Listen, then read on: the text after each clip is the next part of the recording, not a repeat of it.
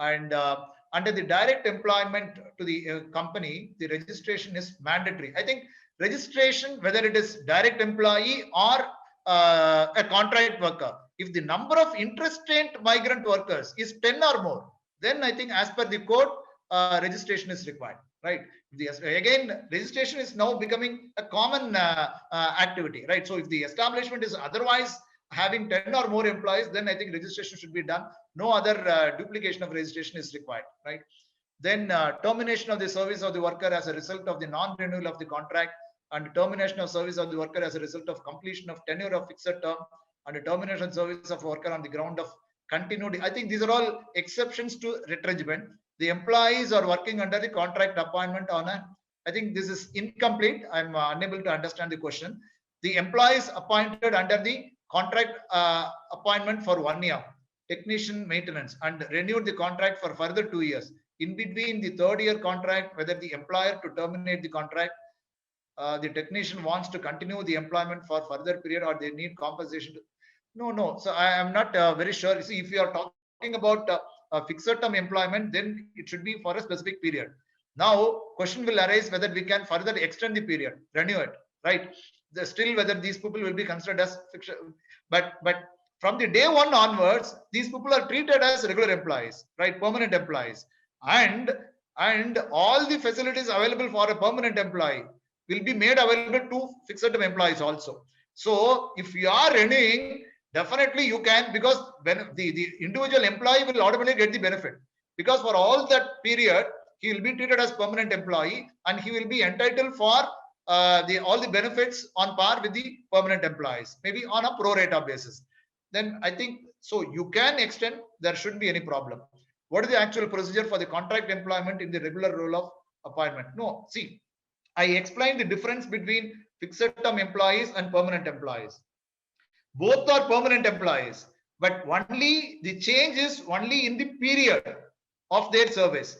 For one class, the period will end with the number of years which is mentioned in the contract. For another class of workers or employees, the period will come to an end on attaining some age, that is age of superannuation, retirement.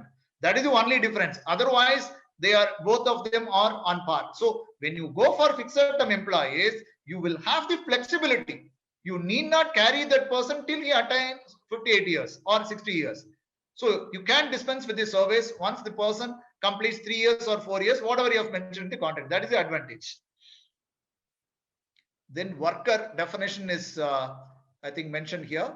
And I think who is employed in a supervisory capacity, drawing wage exceeding 18. I think we discussed at length on this. Any dispute arises between employer and employees drawing more than 18,000. How to set? See, whatever we do with respect to managers currently, same thing we may have to follow. So for those persons, supervisors drawing less than 18,000, they will be treated as workers, right? So if there is any dispute from that maybe category of employees and the management, then I think they can approach labor code. That is possible, right? But if it is more than supervisor drawing more than 18,000, then he is not a worker. So that person cannot have remedy under labor code, through labor codes. So then I think the contract of whatever clauses mentioned, the contract of employment, that will govern. So they will only have civil remedy. They may have to approach the civil courts, right? That is the idea. Not only for that category, even for managers or even for persons carrying out the administrative jobs, right? So they will have only civil remedy. They cannot go to the labor courts or maybe the industrial tribunals or that. Any limitation of overtime engagement of workers? What is the new law of engagement of? I think, as I said, workers, if you want to engage a worker on overtime, I think you, as employers, we may have to get the consent of the worker in the first place. That is number one. And the limitation is, as far as limitation is concerned, currently maximum it can go up to 75 hours, right? Overtime working alone, 75 hours in a quarter, in a continuous period of 3 months, right? That 75 is now getting increased to 150. Right, to 125. I'm sorry, 125 hours. So that is the major change as far as overtime timing is concerned. I think we have come to an end. Thank you so much. Specifically, since we have completely devoted this entire session itself for addressing the Q&As questions which we received in our earlier sessions. We are not taking up separate questions now. And once again, thank you so much for joining us.